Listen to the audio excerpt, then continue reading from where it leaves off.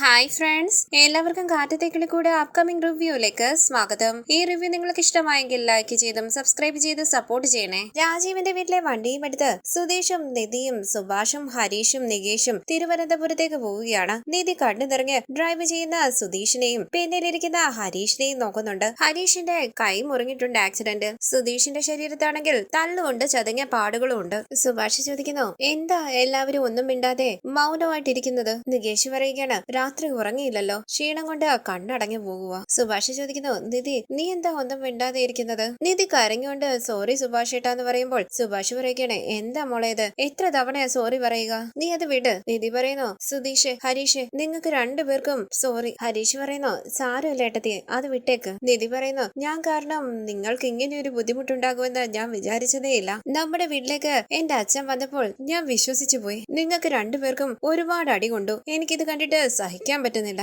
അങ്ങനെ നിധി പൊട്ടിക്കരയുമ്പോൾ സുഭാഷ് പറയുന്നു, മോളെ നിധി, എന്താ മോളെ ഇത്, കരയാതെ. എടാ സുധീഷ് പറയടാ. ഡ്രൈവ് ചെയ്യുന്ന സുധീഷ് ചോദിക്കുന്നു, എന്താ നിധി ഇത്, എന്തിനാ ഇങ്ങനെ കരയുന്നത്? അങ്ങനെ സുധീഷ് വണ്ടി സൈഡിലേക്ക് ഒതുക്കി നിർത്തുകയാണ്. സുഭാഷ് പറയുന്നു, മോളെ കരയാതെ. നിധി പറയുന്നു, നമുക്ക് പോകുന്ന വഴിയിൽ ഏതെങ്കിലും ഹോസ്പിറ്റലിലേക്ക് കയറിയാലോ? സുധീഷ് പറയുന്നു, അതൊന്നും വേണ്ട, 2 ദിവസം കഴിയുമ്പോൾ ഈ മുറിവൊക്കെ കരിയും. നിധി പറയുന്നു, എല്ലാവരും എന്നോട് ക്ഷമിക്ക്. ഹരീഷ് പറയുകയാണ്, അയ്യോ ഏട്ടത്തി, അത് തന്നെ പറഞ്ഞുകൊണ്ടിരിക്കാതെ, അത് വിട്. നിധി പറയുകയാണ്, ഇങ്ങനെയൊക്കെ ഒരു വീട്ടിലുള്ളവര് ആലോചിക്കുമോ എന്നുള്ളത് തന്നെ ആശ്ചര്യമാണ്. ഇപ്പൊ ആലോചിക്കുമ്പോ പോലും നടന്നതെല്ലാം ഒരു സ്വപ്നം പോലെയുണ്ട്. സുധീഷിന്റെ കയ്യിൽ സ്വർണവും പണവും തന്നുവിട്ട് വഴിയിൽ ആളുകളെ സെറ്റ് ചെയ്ത് നിർത്തി അതെല്ലാം മോഷ്ടിച്ച് സുധീഷിനെ തട്ടിക്കൊണ്ടുപോയി. ആ സ്വർണവും പണവും മോഷ്ടിച്ചത് സുധീഷാണെന്ന് വരുത്തി തീർത്തവർ. സുഭാഷ് പറയുന്നു, മോളുടെ അച്ഛൻ മനസ്സ് മാറി വന്നതാണെന്ന് നമ്മളൊക്കെ വിശ്വസിച്ചു. അതാ നമ്മൾ ചെയ്ത തെറ്റ്. സുധീഷ് പറയുന്നു, പക്ഷെ എനിക്കറിയാമായിരുന്നു നിധിയുടെ അച്ഛൻ എന്തോ പ്ലാൻ ചെയ്യുന്നുണ്ടെന്ന്. നിധിയും നിന്നെയും തമ്മിൽ പിരിക്കുമെന്ന് എന്റെ അടുത്ത് ചലഞ്ച് ചെയ്തിട്ടാ നമ്മളെ വീട്ടിലേക്ക് കൂട്ടിക്കൊണ്ടുപോയത്. നിധി പറയുകയാണ്, നടന്ന കാര്യങ്ങളെല്ലാം ഓർക്കുമ്പോൾ എനിക്ക് ദേഷ്യമാ തോന്നുന്നത്. എനിക്ക് വേണ്ടി നിങ്ങൾ എന്തിനാ ഇങ്ങനെ കടന്ന് കഷ്ടപ്പെടുന്നത്? സോറി എന്ന് പറഞ്ഞ് നിധി പൊട്ടിക്കരയുമ്പോൾ എല്ലാവരും നിധിയെ സമാധാനിപ്പിക്കാനായി ശ്രമിക്കുകയാണ്. സുധീഷ് ചോദിക്കുന്നു, അവരല്ലേ തെറ്റ് ചെയ്തത്, അതിന് നിധി എന്ത് ചെയ്തു? നികേഷ് പറയുകയാണ്, ഏട്ടത്തി അത് വിട്ടേര്, ഇനി അതിനെപ്പറ്റി ആലോചിക്കണ്ട. നിധി പറയുകയാണ്, തക്കലയിലേക്ക് സുധീഷിനെ അന്വേഷിച്ചു വരണമെന്ന് നിങ്ങൾക്ക് എങ്ങനെയാ തോന്നിയത്? സുഭാഷ് പറയുകയാണ്, ഹരീഷ പറഞ്ഞത് പോയേ പറ്റത്തുള്ളെന്ന്. അവൻ പറഞ്ഞതുകൊണ്ടാണ് ഞങ്ങൾ തക്കലയിലേക്ക് വന്നത്, ഇല്ലെങ്കിൽ സുധീഷിനെ കണ്ടുപിടിക്കാൻ പറ്റില്ലായിരുന്നു. സുധീഷ് പറയുകയാണ്, അവനോട് ഞാൻ നിധിയുടെ അച്ഛൻ വെല്ലുവിളിച്ച കാര്യമൊക്കെ പറഞ്ഞിരുന്നു, അതുകൊണ്ടാ എന്തോ കുഴപ്പമുണ്ടെന്ന് മനസ്സിലാക്കി എല്ലാവരെയും കൂട്ടിക്കൊണ്ട് അവൻ വന്നത്. നിധി ചോദിക്കുന്നു, സുധീഷിനെ അവർ ഒരുപാട് അടിച്ചോ? അപ്പൊ സുധീഷ് പറയുകയാണ്, അടി എന്ന് പറഞ്ഞാൽ സാധാരണ അടിയല്ലായിരുന്നു, നിർത്താതെ ഉള്ള അടിയായിരുന്നു. നിധി കരഞ്ഞുകൊണ്ട് സോറി പറയുമ്പോൾ സുധീഷ് പറയുകയാണ്, നിധിക്ക് സോറി പറയണമെങ്കിൽ പറഞ്ഞുകൊണ്ടേ ഇരിക്കാം, നിധി ചോദിച്ചത് കൊണ്ട് ഞാൻ പറഞ്ഞതാ. നിധി പറയുന്നു, എന്റെ വീടിനെ പറ്റി ആലോചിക്കുമ്പോൾ എനിക്ക് തന്നെ വെറുപ്പ് തോന്നുക, ആ വീട്ടിലുള്ളവരെ പറ്റി ആലോചിക്കുമ്പോൾ പേടി തോന്നുന്നു. സുഭാഷ് പറയുന്നു, നടന്നതെല്ലാം നടന്നു, ഇനിയിപ്പം അതിനെപ്പറ്റി സംസാരിക്കണ്ട. മോള് കുറച്ചു നേരം റെസ്റ്റ് എടുക്ക്. സുധീഷ്, നീയും നന്നായി ഉറങ്ങിയിട്ടില്ലല്ലോ, നീ വന്ന പിന്നിലിരിക്ക്, ഹരീഷ് വണ്ടി ഓടിക്കും. ശരി സുഭാഷ് ഏട്ടാന്ന് ഹരീഷ് പറയുമ്പോൾ സുധീഷ് പറയുകയാണ്, നിധിയും കുറച്ചു നേരം പിന്നിൽ വന്ന് റെസ്റ്റ് എടുക്ക്. നികേഷ്, നിനക്കെന്തോ വോമിറ്റ് ചെയ്യാൻ തോന്നുന്നുണ്ടെന്നൊക്കെ പറയുന്നുണ്ടായിരുന്നല്ലോ, നീ വേണമെങ്കിൽ മുന്നിൽ വന്നിരുന്നോ? ഇത് കേട്ട് നികേഷ് മൂടുമ്പോൾ സുധീഷും നിധിയും സുഭാഷിന്റെ ഒപ്പം പിന്നിലേക്ക് ഇരിക്കുകയാണ്. ഹരീഷ് ഡ്രൈവിംഗ് സീറ്റിലേക്കും നികേഷ് ഫ്രണ്ട് സീറ്റിലേക്കും കയറിയിരിക്കുന്നു. നിധി വിഷമത്തോടുകൂടി പുറത്തേക്ക് നോക്കിയിരിക്കുമ്പോൾ സുധീഷ് പുഞ്ചിരിച്ച് നിധിയെ തന്നെ നോക്കിയിരിക്കുകയാണ്. സുഭാഷും ഹരീഷും നികേഷും അവരെ ശ്രദ്ധിക്കുന്നുണ്ട്. തുടർന്ന്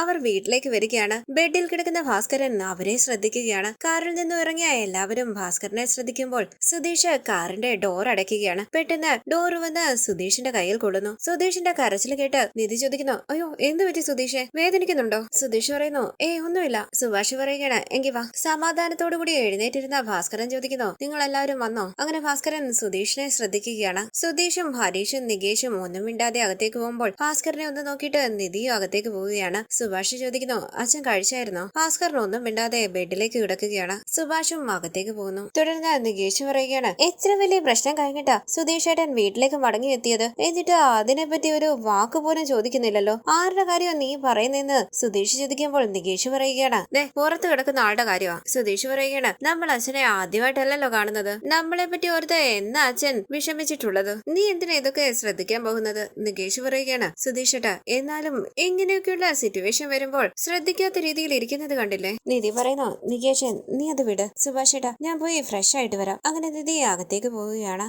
എല്ലാവർക്കും വെള്ളം എടുത്തു കൊടുത്തതിന് ശേഷം ഭഗവാന്റെ ഫോട്ടോയുടെ മുന്നിലേക്ക് വന്ന സുഭാഷ് പ്രാർത്ഥിക്കുന്നു, ഭഗവാനെ, നടക്കാൻ പാടില്ലാത്തതൊക്കെ നടന്നു, ഞങ്ങൾക്ക് എല്ലാവർക്കും ഒരാപത്തും ഇല്ലാതെ ഈ വീട്ടിൽ കൊണ്ടെത്തിച്ച വിശ്വസിച്ചതിന് ഒരുപാട് നന്ദി. നിധി വരുന്നുണ്ടോന്ന് നോക്കിയിട്ട് ഹരീഷ് പറയുന്നു, സുധീഷ് ഏട്ടാ പക്ക ക്രിമിനലാ സുധീഷ് ഏട്ടന്റെ അമ്മായിയച്ഛൻ. സുധീഷ് പറയുന്നു, അതേടാ നിധി ഉള്ളത് കൊണ്ട് എനിക്കൊന്നും പറയാൻ പറ്റിയില്ല. പക്ഷെ ഒരു ദിവസം ഞാൻ അയാൾക്കിട്ടൊരു പണി കൊടുത്തിരിക്കും. സുഭാഷ് പറയുന്നു, പക്ഷെ ഒരു കാര്യമുണ്ട് സുധീഷ്, ആ വീട്ടിലെല്ലാവരും നീ സ്വർണവും പണവും മോഷ്ടിച്ചുകൊണ്ട് പോയി ചതിച്ചു എന്നൊക്കെ പറയുമ്പോൾ നിധി മാത്രം അത് വിശ്വസിച്ചില്ല. സുധീഷ് അങ്ങനെ ചെയ്യില്ല എന്ന് മാത്രം പറഞ്ഞുകൊണ്ടിരുന്നു. അതൊരു വലിയ കാര്യമല്ലേ? അവിടേക്ക് വന്ന നിധി ചോദിക്കുന്നു, എന്താ സുഭാഷ് ഏട്ടാ എന്നെ പറ്റി പറയുന്നത്? സുഭാഷ് പറയുകയാണ്, അത് മോളുടെ വീട്ടിലെല്ലാവരും സുധീഷാണ് മോഷ്ടിച്ചെന്ന് പറഞ്ഞപ്പോൾ സുധീഷ് മോഷ്ടിച്ചെന്ന് നീ വിശ്വസിച്ചതേ ഇല്ലല്ലോ. അതാ പറഞ്ഞോണ്ടിരുന്നത്. സുധീഷ് ചോദിക്കുന്നു, നിധിയുടെ വീട്ടിലെല്ലാവരും സ്വർണവും പണവും മോഷ്ടിച്ചത് ഞാനാണെന്ന് പറഞ്ഞപ്പോൾ നിധിക്ക് അങ്ങനെ തോന്നിയില്ലേ? നിധി പറയുകയാണ്, എനിക്ക് എങ്ങനെ തോന്നാനാ? സുധീഷ് അങ്ങനെയുള്ള ആളല്ലാതെ എനിക്കറിയില്ലേ. ഇത് കേട്ട് സുധീഷും സുഭാഷും സന്തോഷത്തോടു കൂടി മുഖത്തോട് മുഖം നോക്കുമ്പോൾ ഹരീഷ് പറയുകയാണ്, ഇവൻ അത്ര നല്ലവനൊന്നും അല്ലല്ലോ, പിന്നെ എങ്ങനാ ഇവനെ വിശ്വസിച്ചത്? എനിക്ക് പോലെ സംശയം തോന്നി സുധീഷ് ഏട്ടൻ അടുത്തോണ്ട് പോയതാണോന്ന്. ഇത് കേട്ട് ചിരിച്ചുകൊണ്ട് നിധിയും സുഭാഷും മുഖത്തോട് മുഖം നോക്കുമ്പോൾ എടാന്ന് വിളിക്കുകയാണ് സുധീഷ്. പുഞ്ചിരിച്ച് ഹരീഷ് പറയുന്നു, ചുമ്മാ പറഞ്ഞതാ. നികേഷ് ചിരിച്ചുകൊണ്ട് അവരെ നോക്കുകയാണ്. സുധീഷ് പറയുന്നു, എന്നെ വിശ്വസിച്ചതിന് ഒരുപാട് നന്ദിയുണ്ട്. നിധി പറയുന്നു, ഞാൻ സുധീഷിനെ മാത്രമല്ല വിശ്വസിച്ചത്, ഞാൻ അവരെയും വിശ്വസിച്ചു. ശരിക്കും അരുണേട്ടന്റെ കാലില് പരുക്ക് പറ്റിയെന്നാ ഞാൻ വിചാരിച്ചത്. കാല് വയ്യാത്തത് കൊണ്ടാണ് സുധീഷിനോട് പണവും സ്വർണവുമായി പോകാൻ പറഞ്ഞതെന്നാ ഞാൻ വിചാരിച്ചത്. പക്ഷെ അതൊരു നാടകമായിരുന്നു എന്ന് പിന്നല്ലേ മനസ്സിലായത്. സുധീഷ് പറയുന്നു, പക്ഷെ ഞാൻ അവരെ പോലെ ചതിച്ചില്ല. നിധി പറയുകയാണ്, സുധീഷ് ചതിച്ചില്ല എന്ന് എനിക്കും അറിയാം. സുധീഷിന്റെ ഭാഗത്താ ശരി. അങ്ങനെ നിധി അവിടെ ഇരിക്കുന്ന വെള്ളം എടുത്ത് കുടിക്കാനായി തുടങ്ങുമ്പോൾ സുഭാഷ് പറയുന്നു, മോളെ ഞാൻ വേറെ വെള്ളം എടുത്തോണ്ട് വരാം, അത് നികേഷ് കുടിച്ചതാ. നിധി പറയുന്നു, സാരമില്ല സുഭാഷ് ഏട്ടാ, അതിനെന്താ. അങ്ങനെ നിധി ആ വെള്ളം കുടിക്കുകയാണ്. നികേഷ് ചോദിക്കുന്നു, സുധീഷ് ഏട്ടാ പണവും സ്വർണവും എല്ലാം ഒരുപാട് തന്നായിരുന്നോ? സുധീഷ് പറയുന്നു, തന്നടാ, ഒരു ബാഗ് നിറച്ച് പണവും സ്വർണവും എല്ലാം തന്നു. എന്നെ വിശ്വസിച്ച് ഇത്രയും പണവും സ്വർണവും ഒക്കെ തരുന്നുണ്ടല്ലോ, എന്തോ അത്യാവശ്യ കാര്യമാണെന്ന് ഞാനും വിചാരിച്ചു പോയി. ഇപ്പൊ തോന്നുവാ അതെല്ലാം ഗോൾഡ് അല്ലായിരുന്നു എന്ന്. ഗോൾഡ് പോലെ എന്തോ ഒരു സാധനം വെച്ച് ചതിച്ചതാണെന്ന് തോന്നുന്നു. നിധി പറയുന്നു, അതെല്ലാം ശരിക്കുള്ള ഗോൾഡാണ്. ഇടയ്ക്കിടയ്ക്ക് ഇങ്ങനെയുള്ള കൈമാറ്റങ്ങൾ ഉണ്ടായിരുന്നു എന്ന് ഏട്ടത്തി പറഞ്ഞാ ഞാൻ അറിഞ്ഞത്. ആ വീട്ടിലുണ്ടായിട്ടും ഞാൻ ഇതൊന്നും അറിഞ്ഞില്ല. സുധീഷ് പറയുകയാണ്, അപ്പോ അതിലുണ്ടായിരുന്നതെല്ലാം ഗോൾഡ് ആണെന്നാണ് പറഞ്ഞു വരുന്നത്. നിധി പറയുന്നു, അതെ ഗോൾഡ് തന്നെയായിരുന്നു. ഇത് കേട്ട് സമാധാനത്തോടു കൂടി സുധീഷ് പറയുകയാണ്, ഞാൻ ഒരു നിമിഷം ഭയന്നു പോയി.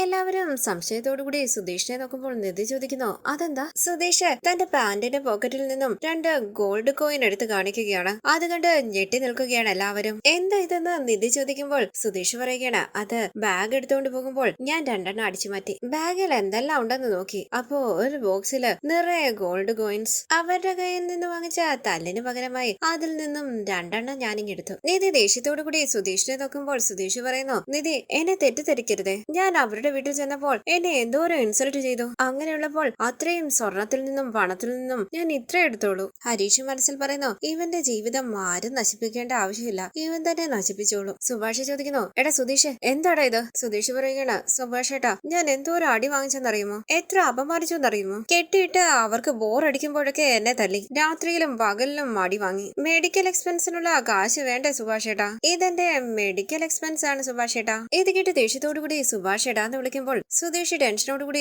നിധിയെ നോക്കുകയാണ്. നിധി ചിരിച്ചുകൊണ്ട് കുനിങ്ങി നിൽക്കുന്നു. എല്ലാവരും നിധിയെ ശ്രദ്ധിക്കുമ്പോൾ സുഭാഷ് ചോദിക്കണ, എടാ നീ എന്തിനാ ഇങ്ങനെയൊക്കെ ചെയ്യുന്നത്? സുധീഷ് പറയുന്നു, സുഭാഷ് ഏട്ടനൊന്ന് വെറുതെ ഇരുന്ന് എന്റെ ഷർട്ട് ഊരിയാൽ അറിയാം എന്തോരോ അടി കൊണ്ടിട്ടുണ്ടെന്ന്. അത്ര അടി കൊണ്ടതിനെ ഇതെങ്കിലും എടുത്തൂടെ? അതിനൊക്കെ എങ്ങനെയാണോ ചെയ്യേണ്ടതെന്ന് സുഭാഷ് ചോദിക്കുമ്പോൾ നിധി പറയുകയാണ്, വിട്ടേര് സുഭാഷ് ഏട്ടാ, സുധീഷ് ഇത് എടുത്തില്ലേലായിരുന്നു എനിക്ക് വിഷമം. എന്തോരോ അടി വാങ്ങി സുധീഷ്. ശരിക്കും സുധീഷിന്റെ ട്രീറ്റ്മെന്റിനുള്ള ചെലവ് നോക്കേണ്ടത് അവരല്ലേ, അവര് കൊടുത്തില്ലല്ലോ, അതുകൊണ്ട് സുധീഷ് അതങ്ങ് എടുത്തു, അത്രേ ഉള്ളൂ. ഇത് കേട്ട് പുഞ്ചിരിച്ച മുഖത്തോട് മുഖം നോക്കുകയാണ് ഹരീഷും നികേഷും. സുധീഷ് ചിരിച്ച് നിധിയെ നോക്കുമ്പോൾ നിധിയും പുഞ്ചിരിച്ച് സുധീഷിനെ നോക്കുകയാണ്. സുധീഷ് മനസ്സിൽ പറയുന്നു, ദേഷ്യപ്പെട്ട് ബഹളം വെക്കുമെന്ന് വിചാരിച്ചു, പക്ഷേ എന്റെ പെണ്ണെ എന്നെ പോലെ തന്നെ ചിന്തിക്കാൻ തുടങ്ങി. നിധി പറയുന്നു, അതെ ഞാനും ഒരു സാധനം എടുത്തോണ്ട് വന്നു. വിശ്വസിക്കാനാകാതെ ഹരീഷ് ചോദിക്കുന്നു, ഏട്ടത്തിയോ? അതേന്ന് നിധി തലയാട്ടുമ്പോൾ സുധീഷ് ചോദിക്കുന്നു, എന്തെങ്കിലും വലുതായിട്ട് കൊണ്ടുവന്നിട്ടുണ്ടോ? നിധി ദേഷ്യത്തോടു കൂടി സുധീഷിനെ നോക്കുമ്പോൾ സുധീഷ് പറയുകയാണ്, സോറി. നിധി പേഴ്സിൽ നിന്നും ആധാർ കാർഡും വോട്ടർ ഐഡിയും പാൻ കാർഡും ഒക്കെ എടുത്ത് കാണിക്കുകയാണ്. അത് കണ്ട് എല്ലാവരും അമ്പരന്ന് നിൽക്കുമ്പോൾ പുഞ്ചിരിച്ച് നിധി പറയുന്നു, എന്റെ Aadhaar card, voter ID, pan card എല്ലാം എടുത്തോണ്ട് വന്നു. ഇത് കേട്ട് എല്ലാവരും പുഞ്ചിരിക്കുമ്പോൾ നികേഷ് ചിരിച്ച് കൈകൊട്ടുകയാണ്. നിധി പറയുന്നു, ഇത് തരില്ല എന്ന് പറഞ്ഞല്ലേ പ്രശ്നം ഉണ്ടാക്കിയത്, ആരും അറിയാതെ ഞാനും ഇതിങ് എടുത്തോണ്ട് പോന്നു. സുധീഷ് പറയുന്നു, സൂപ്പർ നിധി. ഇത് കേട്ട് നിധി ചിരിക്കുമ്പോൾ എല്ലാവരും ചിരിച്ചുകൊണ്ട് നിധിയെ നോക്കുകയാണ്. തുടർന്ന് രാത്രി രാജീവിന്റെ ഗുണ്ട കിളിക്കൂട്ടിലേക്ക് വരികയാണ്. പുറത്തിരുന്ന് പഠിക്കുന്ന നികേഷിനോട് അയാൾ പറയുന്നു, കാറിന്റെ കീ വേണം. ഇത് കേട്ട് അകത്തേക്ക് പോയ നികേഷ് ഉറക്കെ, സുധീഷ് ഏട്ടാ ഏട്ടത്തിന്ന് വിളിക്കുകയാണ്. എന്താടാന്ന് ചോദിച്ച് സുധീഷ് അവിടേക്ക് വരുമ്പോൾ നിധിയും അവിടേക്ക് വരികയാണ്. നികേഷ് പറയുന്നു ആ വണ്ടിയുടെ കീ ചോദിക്കുന്നുണ്ട്. സുധീഷ് ചോദിക്കുന്നു ആരാടാ ചോദിച്ചത്? നികേഷ് പറയുകയാണ് പുറത്ത് നിൽക്കുന്ന ആള്. ഇത് കേട്ട് സുധീഷ് പുറത്തേക്ക് പോകുമ്പോൾ പിന്നാലെ പോവുകയാണ് നിധിയും നികേഷും. അയാൾ പറയുന്നു അരുൺ സാറ് വണ്ടി എടുത്തോണ്ട് വരാൻ പറഞ്ഞു, താക്കോലിതാ. സുധീഷ് ചോദിക്കുന്നു എന്താടാ ഫോളോ ചെയ്ത് വന്നതാണോ? വീട്ടിൽ വന്ന് കുറച്ച് സമയത്തിനുള്ളിൽ തന്നെ വണ്ടിയുടെ താക്കോല് ചോദിച്ചു വന്നല്ലോ. അയാള് പറയുന്നു ചേട്ടാ തല്ലരുത്, അരുൺ സാറ് വണ്ടി എടുത്തോണ്ട് വരാൻ പറഞ്ഞു, അതുകൊണ്ടാ വന്നത്. താക്കോലിതാ, ദേഹത്ത് കൈ വെക്കുകയൊന്നും വേണ്ട, വെച്ചാൽ എന്ത് ചെയ്യുമെന്ന് സുധീഷ് ചോദിക്കുമ്പോൾ താക്കോലുമായി അവിടേക്ക് വന്ന നിധി പറയുന്നു സുധീഷെ വിട്ടേര്, എന്തിനാ വീണ്ടും പ്രശ്നം ഉണ്ടാക്കുന്നത്, താക്കോല് കൊടുത്തേക്കാം. അങ്ങനെ നിധി വണ്ടിയുടെ കീ ആ ഗുണ്ടയുടെ നേരെ എറിയുകയാണ്. അതെടുത്ത് ആ ഗുണ്ട വണ്ടിയുടെ ചുറ്റും നടന്നു നോക്കുകയാണ്, എന്തെങ്കിലും കുഴപ്പമുണ്ടോന്നറിയാനായി. ഇത് കണ്ട് അയാളെ അരികിലേക്ക് വിളിച്ച് സുധീഷ് ചോദിക്കുന്നു നീ എന്താ നോക്കുന്നത്? കാരണം ഒരു കുഴപ്പമില്ല, ഞങ്ങൾക്കും വണ്ടി ഓടിക്കാനൊക്കെ അറിയാം, ഞങ്ങൾ നിങ്ങളെ പോലെ ആരെയും ഇടിക്കില്ലാതെ മാത്രം. നിധി പറയുന്നു വണ്ടി ഞങ്ങൾ എടുക്കുമെന്ന് വിചാരിച്ച് ഇതിന്റെ ഓണർ പിന്നാലെ പറഞ്ഞു വിട്ടതാണോ? നീ ചെന്ന് പറഞ്ഞേക്ക് അയാളെ പോലെയല്ല ഞങ്ങളെന്ന്, ഞങ്ങൾക്ക് ക്രിമിനലുകളെ പോലെ പ്ലാൻ ചെയ്യാനൊന്നും അറിയില്ലാന്നാ പോയി പറ. സുധീഷ് പറയുന്നു പോടാ. ടെൻഷനോടുകൂടി ആ ഗുണ്ട വണ്ടിയിലേക്ക് കയറുമ്പോൾ വണ്ടിയിൽ തട്ടി സുധീഷ് പറയുന്നു പോകാൻ പറഞ്ഞില്ലേടാ. അയാള് വണ്ടിയുമായി അവിടെ നിന്ന് പോവുകയാണ്. നിധി ദേഷ്യത്തോടു കൂടി അയാള് പോകുന്നു നോക്കി നിൽക്കുമ്പോൾ പുഞ്ചിരിച്ച് നികേഷിന്റെ അരികിലേക്ക് വന്ന് പതിയെ സുധീഷ് പറയുന്നു കണ്ടില്ലേടാ നികേഷെ, നമ്മളെന്ന് പറയുന്നത് നമ്മൾ എല്ലാവരും ഒന്ന്, നമ്മളെ സപ്പോർട്ട് ചെയ്ത് അവളുടെ വീട്ടുകാരെ എതിർക്കുകയാണ് അവളിപ്പോൾ. ഞങ്ങള് നല്ലവരാ,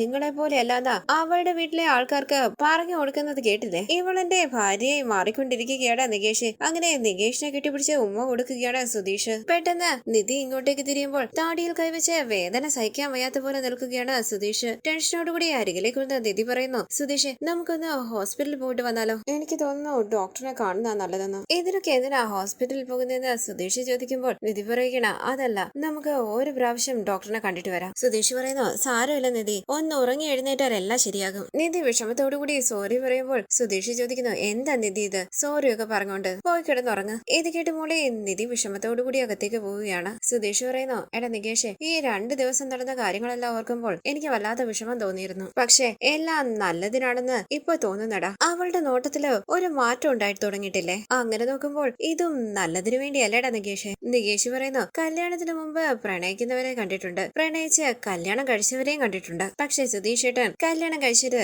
അടുത്ത വീട്ടിലെ പെണ്ണിനെ പ്രണയിക്കുന്നത് പോലെ ഒളിങ്ങി നോക്കി പ്രണയിക്കുന്നത് കണ്ടോ? സുധീഷ് ഏട്ടൻ വേറെ ലെവലാ. സുധീഷ് പറയുന്നു എന്താടാ ചെയ്യുക, എന്റെ അവസ്ഥ അങ്ങനെ ആയി പോയില്ലേടാ. പ്രണയിക്കുന്നവർക്ക് എപ്പോഴും ടെൻഷൻ കാണും ലവറെ ആരെങ്കിലും കെട്ടിക്കൊണ്ട് പോകുമോന്ന്, പക്ഷെ എനിക്ക് അങ്ങനെ ഒരു ടെൻഷനേ ഇല്ല. കുറച്ചുനാൾ മുമ്പ് വരെ ആ ഭയം ഉണ്ടായിരുന്നു, പക്ഷെ ഇപ്പോ അങ്ങനെ ഒരു ചിന്തയേ ഇല്ല. അവൾക്ക് എന്നെ ഇഷ്ടമാണെടാ. ഇപ്പൊ അവൾ നമ്മുടെ വീട് നമ്മുടെ കുടുംബം എന്ന് പറയാൻ തുടങ്ങിയോ, അപ്പോഴേ അവളുടെ ഉള്ളിൽ പ്രണയം തുടങ്ങി. അത് മനസ്സിലാക്കാൻ അവൾക്ക് കുറച്ച് സമയം എടുത്തേക്കും, പക്ഷെ നീ നോക്കിക്കോ, പെട്ടെന്ന് തന്നെ അവൾ എന്നെ ഭർത്താവായി അംഗീകരിക്കും. സുധീഷ് ഏട്ടാ എന്ന് വിളിക്കും അവൾ. നികേഷ് പറയുന്നു വേണ്ട സുധീഷ് ഏട്ടാ, ഈ ചേട്ടൻ വിളി വേണ്ട. സുനന്ദ സുഭാഷ് ഏട്ടനെ സുഭാഷ് ഏട്ടാ എന്ന് വിളിച്ചാണ് പ്രണയിച്ച് പിന്നാലെ നടന്നത്. അവസാനം സുനന്ദ വേറൊരുത്തനെ കെട്ടിപ്പോയി, അതുകൊണ്ട് സുധീഷ് ഏട്ടൻ വേണ്ട, സുധീഷ് മതി. സുധീഷ് പറയുകയാണ് അങ്ങനെയെങ്കിൽ Sudheesh my baby my sweet heart എന്ന് അവൾ എന്നെ വിളിക്കുന്നത് ഞാൻ കേൾപ്പിക്കാം. ഇത് കേട്ട് നികേഷ് പുഞ്ചിരിച്ച് തലയാട്ടുമ്പോൾ സുധീഷ് ചിരിച്ച് നികേഷിനെ നോക്കുകയാണ്. തുടർന്നുള്ള റിവ്യൂമായി വീണ്ടും കാണാം. Thank you for watching. Please subscribe, like, share my channel.